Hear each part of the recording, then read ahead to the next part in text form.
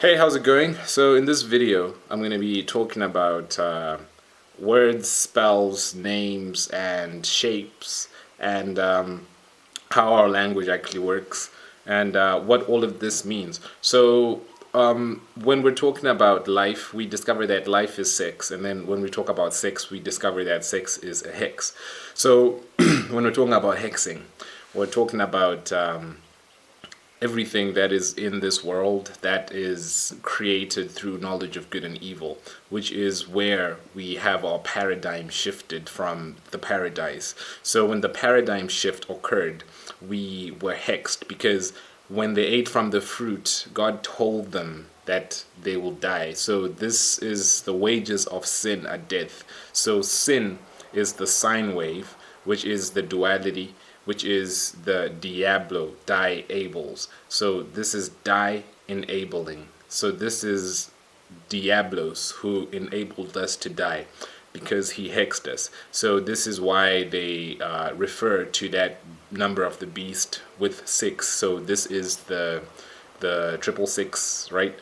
Because that is the number of the beast, which is actually referring to how we are constituted as people, which is the number of carbons that are in our body, or the atomic structure of the carbons that make up the actual flesh of our body, which is the material, which is electrons, protons, and neutrons. So we have 6 electrons, 6 protons, and 6 neutrons in the carbon, which is the basis of how we actually live. So this is something that it refers to. This is the flesh, the material, the matter. So everything in this flesh is actually cursed to be hexed because everything dies. So it is not eternal, which is ethereal, which is in the ether, but it is in the 4 elements which create the 4 faces of a square. Okay, so we're talking about circles and squares. So when we have these circles and squares, the primary thing, this is a square, right? And from this square we have something like this. This is a cube. So with this cube, this is where our problem starts on. This is actually where we're located. We're in this cube. So within this cube we have problems and solutions. We have ups, we have downs, but the cube has 4 sides, and this is the 4 dimensions and the 4 elements, the 4 directions. And through this cube we still have 4, because once we unravel this cube, we unveil this cube, the revelation is that we have 4 points. 1, 2, 3, 4 again. So as above, so below, on heaven as it is on earth. So this is the cross of Christ. This is the crucifixion. This is Christianity. This is everything. So here we have north, south, east, west, Matthew, Mark, Luke, John. We have the actual human figure here. This is the limbs, the arms, the head, right? We have the Tetragrammaton. We have the Tetramorph, which are the animals on the throne of God, which is the lion, the ox, the eagle, and the human. So all of this is here. So when we actually are cubed in it, this is what we call a hexahedron. It's a hex. So we're hexed inside, but once we unravel it, we're actually unveiling it. So this is how we got saved from the hex. So that's a hexahedron. So a hexahedron is this solid shape. One of the Platonic solids, which is a cube. So, you know, like when we're talking about the cube, it's like we're in the cube, right? Incubated. So this is where we actually get the demonic attacks. This is where we get incubus, incube us.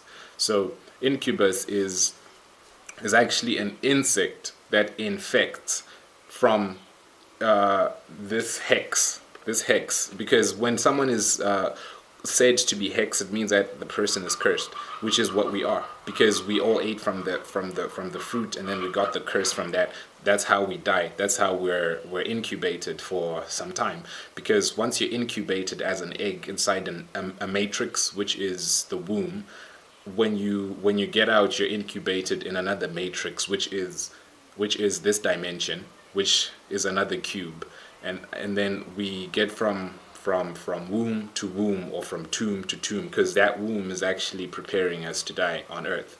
So knowing that this is the hex, this is life and death, right? So this is where we get incubus. Incubus is the insect that infects. This is the male one that gets into this cube, and then this is the demon that sucks life out. So this is where we get succubus, which is actually literally sucking out.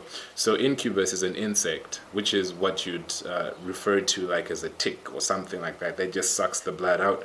So when you have incubus, you also have succubus. Succubus is the female one who actually seduces. So to seduce, which is to actually reduce. So it reduces you by sucking you out. So when people used to imagine the succubus, or actually it is identified as a vampire because it sucks the life out of something. So the succubus is the vampire, the incubus is the insect or the tick. So all of this is sucking life out. Incubus and succubus. So this is part of that hex. So this is the male and the female again. So when we're looking at the hexahedron, what we have are two equilateral triangles, one on top of the other, which symbolizes sex, represents up and down, male and female. This is what we have with incubus and succubus. So so this is all the cubus in the cubus, succubus. So understanding this, these are the male and female in terms of demonic spirits, in terms of evil spirits that are not doing a good thing. So this is sucking out, just like the insect, which is sickness, infect, to give you sickness, or sucking your life out. That's what sickness is all about. And incubus and succubus, this is where the wars come from, because they spill the blood, they drink the blood. This is where sickness comes from. All of these things are because of that cube. So this cube is both good and evil. So this is what we have to understand, that the diablos is diables, which is dissecting. So so when we want to understand this, if your goal is to understand all of this, then you have to really know how this actually works. So first of all, we have this hexahedron, which is literally a cube, and with this cube we have a dice, which is die. Dice is die. They're called die. So this is how we die, because we're in this cube, we're in this box. So this box is actually how we also get life, because without life we don't have death, without death we don't have life. But we were hexed because of a tree. So understanding this will mean that you know that we are in this world that is full of curses. So knowing this, that there is both good and evil. So so people, you don't need to understand evil, but you need to understand everything, so that you know exactly what is the design of this world and how it actually comes about. So when you have a hexahedron, you have the hex, you have the tree. So which means that here you have all of the cardinal points, but you have your salvation. But here is where we found life. Like this is actually life, and this is death, because Jesus died on a cross so that we could get life on a cross. So this is something that you should understand, that both of the things, everything is happening because of two trees, or two threes. Tree is three. So the two threes is the hex. So the Trinity is the tree, or the three.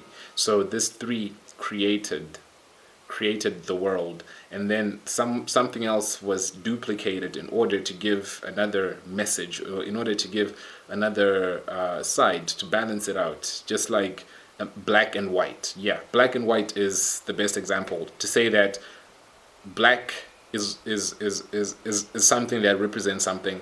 White is something that represents something. So to say that black is evil and white is good is how we understand this paradigm. So we also understand that all of the things have black and white. So knowing this is like knowing how everything has night and day. There's Adam, then there's Eve, and through Eve is the evening, which is the blackness of the night. So through that we got darkness, and then Adam was the odd, the sun, the soul. Odd is one, so the soul is the sun, the solar. So we have light and darkness. So this is the creation story. So Eve is not evil, but Eve is who she is. Adam is not a square, but Adam is who he is. So this is where we get the circle and the square. So understanding this, we are just looking at what nature is. So when we talk about life, we have to first of all just decipher things. So this is a cipher. A cipher is a circle, the circle of life. This is what time looks like. This is our lifetime, and with this we actually get all of the things that we actually have. So here we have north, east, west, and south. We still have the cross, which is the Christ cross, which is crisscross. So because you can see it in different ways, you can see it from different angles. So it's the crisscross. So from this we actually have the root of our spirituality, which is actually the seal that we have, the seat, which is the four. So the four, we have 4 parts here, just like we have four angles on a square, which is the 4 representing God. So when we say God, we are saying the 4-letter tone, which is this word, right? Which is Yahuwah, which is Yahweh. So when we say this, where the actual name, that same thing in a different language is called the Tetragrammaton. When we say tetra, we mean 4. When we say grammar, we're talking about morphology. We're talking about how our speech changes. So when we talk about tone, we're still talking about sound. So when we talk about grammar, this is something that is interesting, because grammar is a way that people use to contact demons. So this is what they actually call grammar. So the grammar that we are now using in our life is actually something that we're taught to do, because it has an effect, because it is the grammatic language, right? So in some countries you go to preschool, you go to grammar school, then you learn phonetics, which is the tones, the sounds. So you learn grammar and tone. So all of these are teaching you how to spell. You start by spelling in school. This is what school is there for, because if you can't spell, you can't read and write. And to be a grammarian is to be able to read and write, to be civilized. This is what civilization is all about, to be able to read and write. So when you go to school, you start spelling, right? You start spelling, you write in curses or cursive. That's how we actually taught in a good school. They have to teach you how to write in cursive. They have to teach you how to spell. So when we're talking about hexing, this is what we're talking about, that we have that the tip of the tongue is life and death.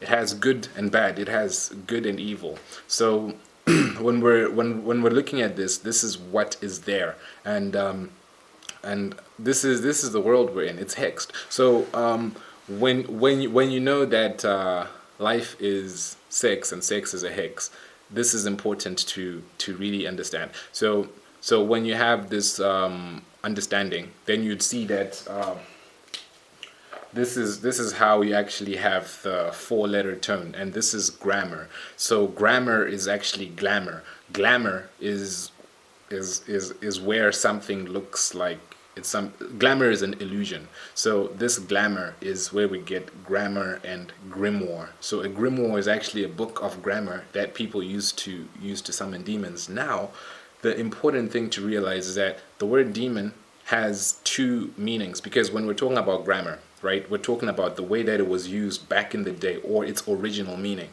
So let's also look at demon in conjunction with grammar. So when they actually used to say demon in conjunction with grammar, in those words and in that context, a demon was actually a spirit, and this spirit was neither good nor bad. It was neutral. This is interesting. So when it was a neutral spirit, this is how like I actually came across like some Platonic writing, like Plato was writing about his demon, that his spirit. So this is how this word was used in that context. So it was neither good nor bad, but then this morphed, and this is what grammar does. So I'm not saying demons are good.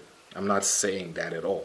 But then what I'm saying is that this is the context of this word, and just like this is the context of grammar. So when we talk about Tetragrammaton, we're talking about grammar. We're talking about actual power. We're talking about gravity. So when we talk about tetra, 4, grammar, which is the gram, which is the weight, heaviness, the gravity, okay, the magnitude. So we're talking about the magnitude of the 4, the magnitude of the 4-letter tone, the 4 sound, which is WHWH, which is so sacred that people didn't know his name. Some people don't even know his name until right now, and some people never know it, quite frankly. So the gravity of this is very, very dense, and it's a huge understanding, because it has so much grams, kilograms. So this is the grammar, the weight of the world, the weight of the words. So understanding that, then you can see that grammar has that power in order to do certain things. So what Solomon asked for was that. He asked for the power to have the grammaton. So this is just how he actually was able to decipher, decide, and to discern. So when we are talking about this, we're talking about a certain shape. So our life is ruled by shapes and governed by these shapes. So this is just the way that our world is set up. So this shape is called this is a hexagon. Okay, this is a hexagon. So when we have this shape, what we actually have is something that is so natural, but then what we have taken it to be something that's very different, because bees live in these hexagrams. They live in these hexes. So when you understand this, then you know that this is something that is just there in nature. This is just a shape that is there in nature, because everything has a tone or a vibration. Okay, so the grammar is how we actually add weight to that. So these bees are just there, but then these bees, remember, the bees are also called spelling bees. So spelling bees, and they happen to live in a hex. So spelling bees are people who cast spells, and casting spells is something that witches do, right? So when you look at it, this is where it's taking you, that the bees are spelling bees, and life is sex, right? And this is what we talk about, the birds and the bees. Let's talk about the birds and the bees, because life is sex, and sex is a hex. So when we're talking about this, the hex is the spell. So this spell is the time. So our lifetime, like when you say a spell, you can say a spell of years. This spell is a time. So when we actually bring it down and bring it together, we discover that the word of God is actually called gospel. Go spell. So you're supposed to go spell. This is go tell them the good news. Go and give them the gospel, which is which is something that is different, which is news to them. The good news, or God's news, which is the good news. God is good, devil is evil. So when they were, when they were going to tell the people the good news they were going to spell, this was the God spell, or go spell, the God spell, or the good spell, because God is good, the good spell. So this is what it is. The good news is the good spell. So this is how you should understand it, that all of these things are duplicated. This is actually the hex. The hex is 2, because sex is a hex. So when you look at sex, it's 2. It's just 2. It's male and female. You can't have sex with male and male. So it has to have 2. It has to have Adam and it has to have Eve. So this is the gospel. This is crazy. So the gospel is actually 4. The 4 books. And this is the gospel, right? 1, 2, 3, 4. The Christ. So the crisscross. The cross is the gospel. North, east, west, south. All of the cardinal points. So this is the essence of what I'm explaining, which is actually literally the essence, which is an S, right? And then this is where we get 6. So this S actually just creates this male and female, and this X actually creates the tetrahedron again. So understanding this is understanding the energies, how the energy, the vibration, and everything works. So God gives everything. He actually blesses and he actually curses. This is important to understand, that if you follow my laws, then I will bless you. If you disobey these laws, then I will curse you.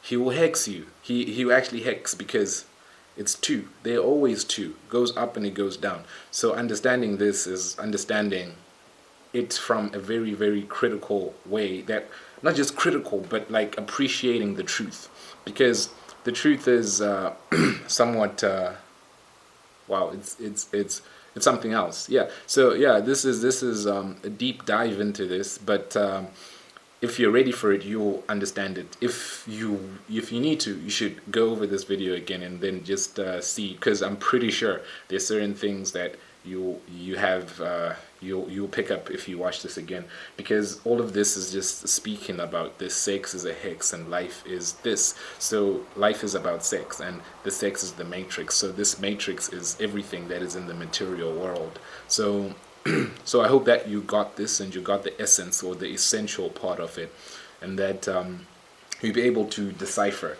And to decipher is just to literally have a cipher, which is a circle, and then to decipher it is to divide it.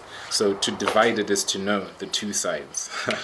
So to dissect is to decipher. This is to discern. Decide, decipher. So when you decipher it, then you know the different sides. You know the male and the female, and you understand the hex. So this is how you actually break all of these hexes, so that you know what you're doing. Because my people perish from a lack of knowledge. They don't perish because they're hexed. They perish because they don't know. You have to know that this is the unraveling or the revelation, and this is how you actually find greater power, because now it's a different dimension. It's a paradigm shift.